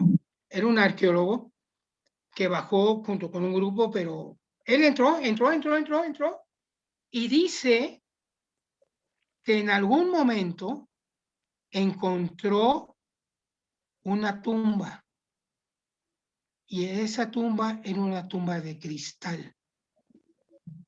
Y ahí él identificó por la corona o por el laurel, por algo, no recuerdo qué. Voy a buscar la fuente y se las voy a compartir. Él interpretó que ese cuerpo, ese esqueleto o esa tumba era de Alejandro el Magno. Y entonces sale él, logra salir y da la noticia. Y entra un grupo y ya no encuentra nada. No encontraron nada. Esa es la historia. Interesante, ¿eh? Interesante. Bueno, pues seguimos con el contexto político. Ya llegamos al periodo intertestamentario, el surgimiento de estas figuras antes del nacimiento del Señor. Bueno, ya está ahí, surge la sinagoga, las sectas, el Sanedrín, los esenios, las cuevas de Qumran. ¿Sí? Se da en ese periodo. Ya tuvimos, cuando iniciamos nuestras conferencias, tuvimos unas conferencias sobre los rollos del Mar Muerto. Cuando quieran podemos repetir a partir del segundo semestre, ¿eh? Coméntenlo y volvemos a pedir otra conferencia sobre los rollos del Mar Muerto. Y el contexto, algo que mencionaron ya, muchachos, que es la helenización de las sociedades judías. Y no solamente de las sociedades, sino ya lo mencionó, creo que Isaías y Octavio, la helenización de la religión. La helenización de la religión. Es decir, el cristianismo, muchachos, comenzó a ser helenizado. ¿Sí? Ok, seguimos.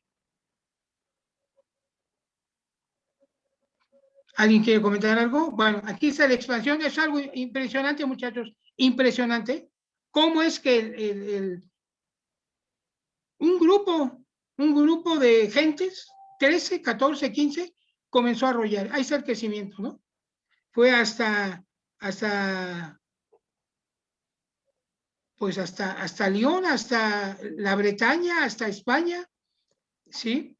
Se mencionan, hay rastros de que a uno de los apóstoles anduvo en España. Yo no recuerdo quién, no quiero decir cuál, porque no me acuerdo, no sé si fue Pablo o alguno. Dice el padre de nuestro patriarca Abraham, llamado Teor, podría haber provenido de otras dimensiones. Pues no sé, Lucas, pero sí, pues de que fue un padre de Abraham, pues sí, ¿no? Hay que manejar el término de dimensiones con mucho cuidado. Hay que recordar que el mundo de los espíritus está en otro tiempo, pero está con nosotros. ¿Sí? Ok. Gracias. Siguiente diapositiva, por favor. Bueno, muchachos, yo sufrí mucho para poner esta imagen.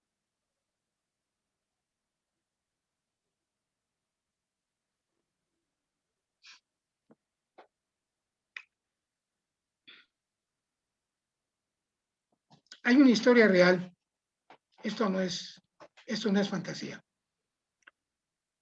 Cuando uno de los momentos de la persecución de Nerón, yo no sé, no estoy seguro si fue consecuencia del incendio de Roma, o después la Vía Apia, que es la calzada que conduce a Roma. Por eso dice el dicho, todos los caminos conducen a Roma, pero el camino principal era la Vía Apia. Es como Calzada de Guadalupe y Reforma, ¿no? Esa es nuestra principal calzada, ¿no? Bueno, pues en algún momento, durante varios días, la Vía Apia estaba iluminada. ¿Y saben quién la iluminaba? Nosotros. Los cuerpos de los... Nerón, así es. Nerón prendió fuego a todos los crucificados a través de la Vía Apia. Y es lo que iluminó durante varias horas la Vía Apia. Nosotros fuimos las lumbreras y las antorchas que iluminaron Roma físicamente por unos días. Y bueno, pues aquí está el Coliseo, ¿ya? La manera como nuestros antepasados murieron. Perdón, muchachos.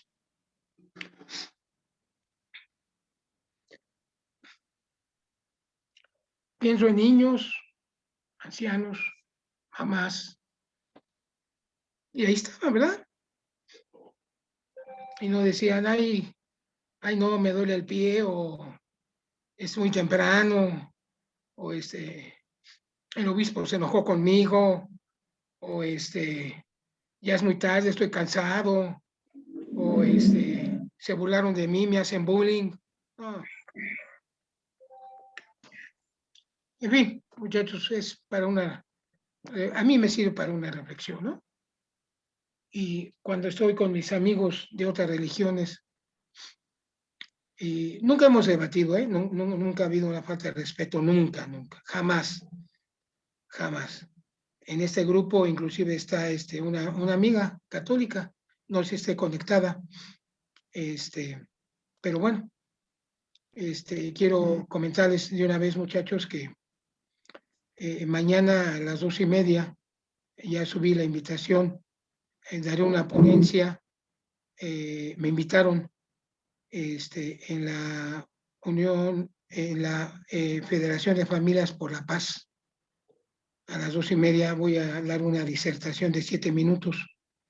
Me pusieron pastor, bueno, les dije que no me pusieran pastor, pero me pusieron pastor. Le dije a mi presidente de Estaca, oye, presidente, mira, no, dice, no te preocupes. Fuiste obispo, eres sumo sacerdote, eres maestro, eres pastor. Entonces, vamos a hablar sobre la responsabilidad de los dirigentes religiosos y el desarrollo y la paz, ¿no? Entonces, donde voy yo, muchachos, cito al presidente Nelson, cito parte de la doctrina. Pues el Señor me puso por ahí, en esas palestras, en esas tribunas, y hay que llevar el nombre de la iglesia y hay que defenderlo. No estoy en el circo romano, pero estoy en Zoom y en Internet, ¿no? Yo creo que estos son los nuevos lugares que el Señor nos ha dado. Siguiente, mi querido Robert. Perdón, muchachos, por la emoción, pero no puedo abstraerme. Bueno, pues estamos, muchachos, ante la razón legal y jurídica por la cual los césares llevaron a cabo las 12 persecuciones cristianas. Siempre he puesto al fondo, en cada una de las diapositivas, puse una lámina, ¿verdad? Ahí tenemos, pues, cómo eran destazados, cómo éramos destazados, ¿verdad? Pero bueno, vamos al marco jurídico básico, ¿no? Aquí hay varias leyes muy interesantes. Sí, yo le pediría a Moni, si puedes leer la primera. Angélica, Angie, si puedes seguir leer la segunda. Sí, a Hugh, si puedes leer la tercera, ¿verdad? Vamos a pedirle a Luis José, que anda muy activo en el chat, que pueda leer la cuarta, ¿sí?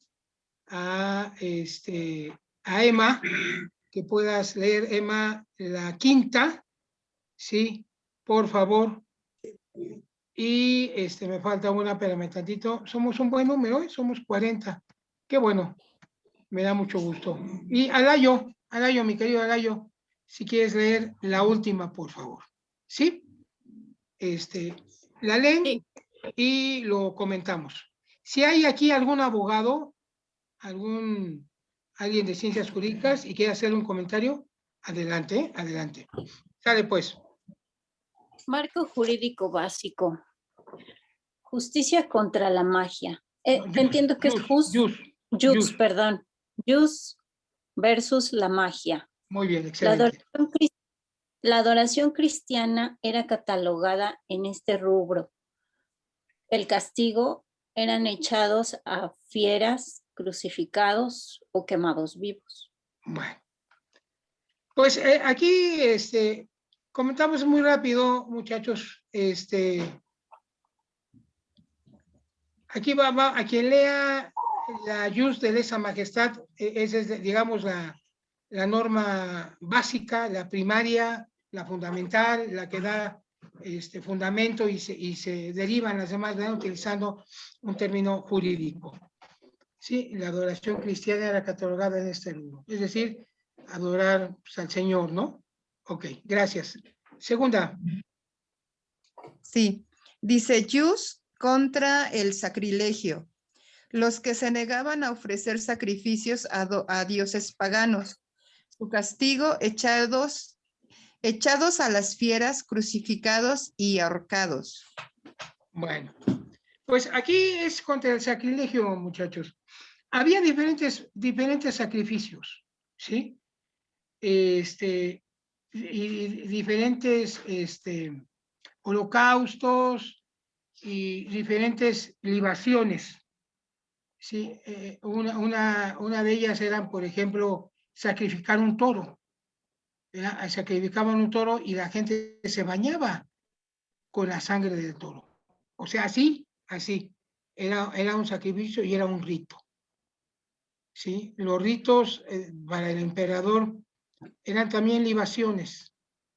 ¿Sí? Entonces, no tengo yo la lista de los sacrificios, los ritos romanos, no he yo entrado todavía a esa parte. Si alguien de aquí sabe algún rito romano, puede comentarlo, ¿no? Lo único que sé, porque lo vi en una serie, degollaban un toro y la gente se bañaba con la sangre del toro. Y había una liga, una cercanía y una gran influencia entre los sacrificios y el sexo. Casi muchos de esos ritos eran ritos de carácter de ritos de fertilidad. Es decir, tenían una gran carga sexual y erótica. Ok, siguiente. Si quiere la puedo leer, hermano. Sí, adelante. Sí, dice, jus de lesa majestad, negación del culto al emperador, traidores a la patria, castigo, plebeyos eran echados a las fieras o crucificados, los nobles eran decapitados. Esta es, ¿quién leyó? Enrique, yo. Gracias, Enrique. Esta ley, muchachos, es la ley de leyes. Dice Lucas, ¿habrá otro registro de los libros sagrados más igual que la Biblia y el libro de Mormón? Ahorita lo comentamos, mi querido Lucas. La jus de lesa majestad, muchachos, era la madre de todas las leyes. ¿Sí? De ahí se generaron todas y se generaron los edictos. ¿Qué era? Era la ley que obligaba a cualquier ciudadano romano, ciudadano o no romano, a adorar al emperador. Por eso se llama jus de lesa majestad. Aquel que no adorara al emperador, ya lo menciona ahí, para los plebeyos eran echados a las fieras. Para los nobles eran decapitados. Esa es la más importante, ¿sí? Ok, seguimos. Adelante.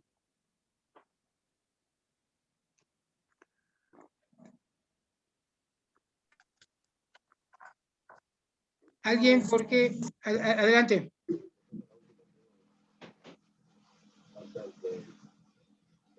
Sí, Ajá. Coercitionis. Ajá. Derecho viene la 4, ¿no? Jus coerci. Sí, esa. Adelante, adelante, adelante. Perfecto. Instituto Neronianum. Cristianismo está proscrito so pena. No. Me faltó la otra, o no la escuché. La jus coercitionis, por favor, Sí, muchachos. Ok, es jus coercitionis. Ajá, sí. Los magistrados de represión o derechos extraordinarios, no regidos por leyes, sino por criterio de la autoridad. Bueno, aquí esto es lo siguiente, muchachos. Entre los magistrados, a veces obedecían el edicto que producía el César respectivo, basado en este marco jurídico. Pero cuando había algún caso o no llegaba la ley, se aplicaban derechos extraordinarios, como dice, y se invocaba esta ley, la jus coercitionis, que era que dejaban al criterio, también hoy en boga, de los magistrados, ¿sí?, el aplicar o no la ley. Por eso dice, no regidos por leyes, era a criterio del magistrado. La represión, es decir, el castigo, o no reconocen como culpable. Sí, es, digamos, era una salida, pero también, pues, generalmente todos los magistrados querían quedar bien con el gobernador y con César. ¿Sí? Ok. Siguiente, por favor. Instituto Neronianum. El cristianismo está proscrito so pena de muerte. Bueno, este es un origen, como dice el título, muchachos. Tiene el origen en Nerón, ¿sí? Y bueno, aquí está, esto está proscrito. So, pena de muerte y cualquiera de todas. ¿Sí? Ok. El último.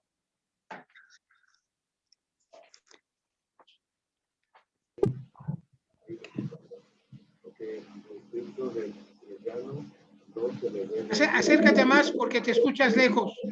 Más cerquita. El escrito de Troyano no se le debe ir a buscar. ¿Me escuchan? Sí, sí. Ok. Si son acusados y reniegan, son absueltos. De lo contrario, son ejecutados. Aquí hay algo interesante que leyó Alayo, ¿verdad? ¿Alayo leíste? Sí, así es. Ok. Esto tiene que ver, muchachos, con una ley que publicó Trajano. Trajano está dentro del libro de Suetonio de los 12 Césares. Trajano, de alguna manera, tuvo una persecución, pero también, en alguna manera, fue condescendiente con nosotros. Hay por ahí la famosa columna de Trajano, que es una obra maravillosa de arquitectura y de dibujo. Trajano, en algún momento, digamos, está dividido en dos, ¿sí? Uno es la persecución, pero en otra, él decía, fíjense lo que decía Trajano, si alguien es acusado, tiene que ser real y verídico, se le tiene que demostrar.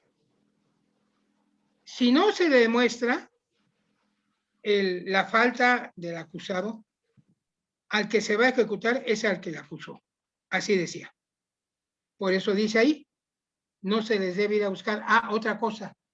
Por eso dicen que Trajano no fue un perseguidor como tal. Él decía, está bien, pero si los encuentran, ¿no? Si encuentran a cristianos, no se les debe de perseguir. Si son acusados, se les debe de demostrar. Y si no, se les demuestra al que los acusó, se le ejecuta. Entonces, en el tiempo, en el tiempo de Trajano, pues no hubo mucha persecución. Por eso dice eso. ¿Ya? Son absueltos, de lo contrario son ejecutados. Los que acusaron. Ok. ¿Qué es un edicto general? ¿Quién me quiere decir aquí, un abogadazo o alguien que haya estudiado leyes, qué es un edicto general? A ver, muchachos. O los hermanos sabios. Ya hace tiempo. ¿Qué es un edicto? Maestra, ¿qué es un edicto, maestra Valderas? Lucas, tú que andas muy activo en el chat, ¿qué es un activo? ¿Qué es un activo? ¿Qué es un edicto? Robert, John, Héctor, ¿está por ahí tu doña? No la he escuchado para nada, ¿eh? ¿Qué es un edicto? Yo me imagino Araceli. que un edicto es como lo que actualmente sería lo que es el presidente, ¿no? Que hace un anuncio, ¿cómo se llama? Se me fue la palabra. Que hace una declaración el presidente y porque lo dijo él se hace así. Tiene una palabra, pero se me fue ahorita. A ver, Decreto. búsquele. Un decreto. Richard, ¿no? Asaya, Bian, Lucas, un Dice ministro que es como un presidente.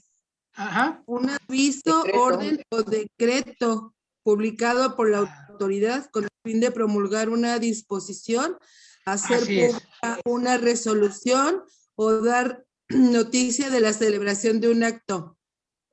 Excelente. ¿Lo puedes volver a leer? ¿Quién leyó? Emma, soy yo. A ver, Emma. A ver, arráncate, Emma. Aviso, orden o decreto publicado por la autoridad con el fin de promulgar una disposición, hacer pública una resolución o dar noticia de la celebración de un acto. Muy bien. Excelente. Ese es un edicto, muchachos. Ese es un edicto. Sí, Samantha, ¿puedes leer los 3 edictos que estamos aquí? Estos son los más importantes. Estos edictos generales. Y varían, Sí. muchachos, varían, pero el sustento jurídico es la jus de lesa majestad. ¿Sí? Adelante, Samantha. Edictos generales de persecuciones, edictos de Valeriano y edictos de Diocleciano.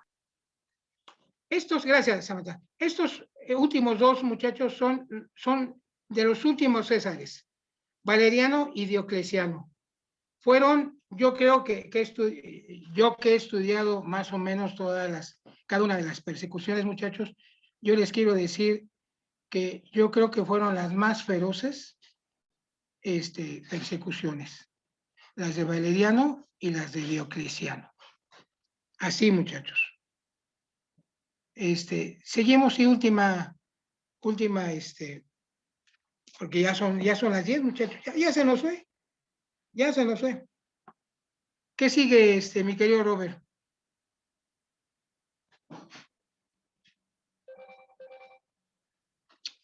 Bueno, ahí tengo no, aquí puse nada más los más importantes, muchachos. Ahí son miles.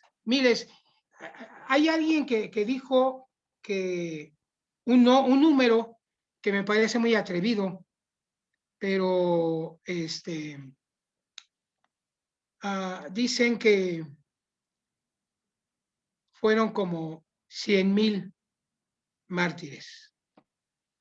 Yo respeto ese número, pero yo creo que no.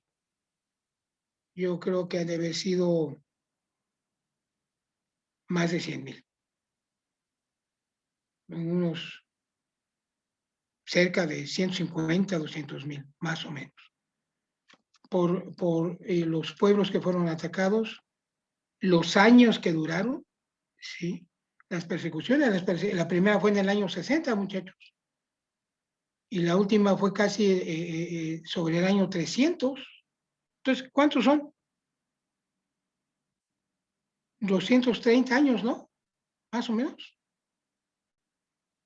240 años, más o menos. El primer mártir cristiano fue Juan el Bautista y luego Felipe, dice John Lennon. Sí, puede ser, ¿no? Puede ser que Juan haya sido el primer mártir, ¿no? Yo lo que sí puedo decirles, muchachos, es que hay 3 grandes mártires que hay que estudiar y leer lo que escribieron. Clemente, el obispo de Roma, Ignacio, obispo de Antioquía, y Policarpo, obispo de Esmirna. Por eso, muchachos, la reflexión es, mi última reflexión sería esa. Yo creo que aquellos que hemos sido obispos, o aquellas que son esposas de obispos, o aquellos que algún día van a ser obispos, o aquellos que fueron o que son obispos, es uno de los llamamientos más hermosos, más sensibles, más pesados, más demandantes que yo conozco, ¿sí? Dicen las autoridades generales, dicen ellos, no digo yo, de obispo para abajo, puro trabajo, y de obispo para arriba, pura saliva. Es lo que dicen ellos. No, hay autoridades, los apóstoles, por supuesto, ¿no? Pero los obispos son otra cosa, muchachos. Si a mí me dieran a elegir ser presidente de misión 70 de área, Juan Camaney, no. Yo soy obispo. Yo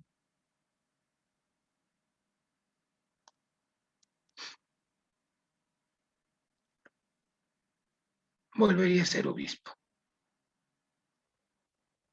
Es algo que añoro. Y los 2 años, 4 meses que fui, es de lo más hermoso que he vivido, muchachos. Fui solamente 2 años, 4 meses, pero tuve muchos jóvenes, 30 jóvenes. Eran unos salvajes, pero eran jóvenes. Ya platicaremos, porque si no, no voy a poder terminar la clase. Muchachos, gracias por su tiempo, perdón por esa clase improvisada, pero pues quise compartir y ocupar el lugar de un maestro de la doctrina. Y yo creo que pasamos un buen rato.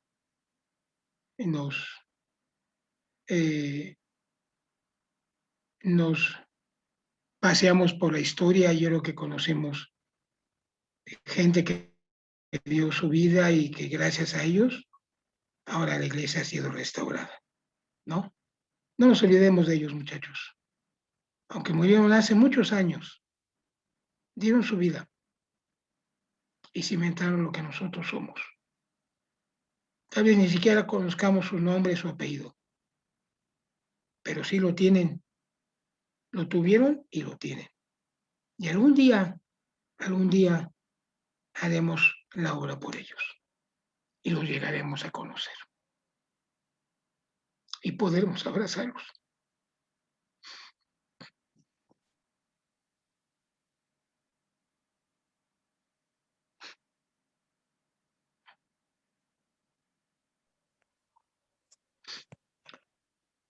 Y podremos conocer a Clemente, a Policarpo, a Ignacio. Y yo al examen. Que el Señor les bendiga, muchachos. Preparémonos para la conferencia y escuchar las buenas nuevas de nuestros profetas y apóstoles que afortunadamente no han sido perseguidos. Pero hay que prepararnos, muchachos, porque va a llegar el momento y el día en que seamos perseguidos. Entonces hay que estar bien puestos. En el nombre de Jesucristo. Amén. Amén. Vamos a terminar, muchachos, con una oración.